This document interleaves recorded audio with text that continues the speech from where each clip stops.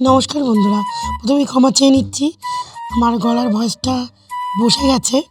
তো যাই হোক, আমার জোজো আজকে প্রচুর দমে খেপেছে দেখো, কারণ ও খুব কামড়াকামড়ি করছে, একটা জিনিস চাইছে, ওকে দেওয়া হচ্ছে না।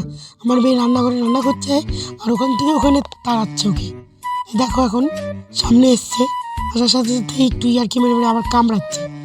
জোরে অবশ্য কামড়ায় না, জানে ব্যথা লাগবে। একবার আমার ছেলেকে কামড় দিচ্ছে, একবার আমার মেয়েকে কামড় দিচ্ছে, দেখো কেমন।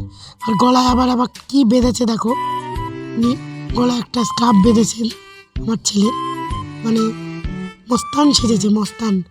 জোজো ম্যাডাম এই যে কী শুরু করেছে, ঘর দোয়ার পুরো তছনছ করে দিয়েছে একদম, কি বলবো। এই যে এখন ওর পছন্দ মতন জিনিস নিয়েছে, ও আসলে কুকুর না, আসলে ছাগল। এই যে কাঁচা আলুটা সুন্দর শট করে খাচ্ছে।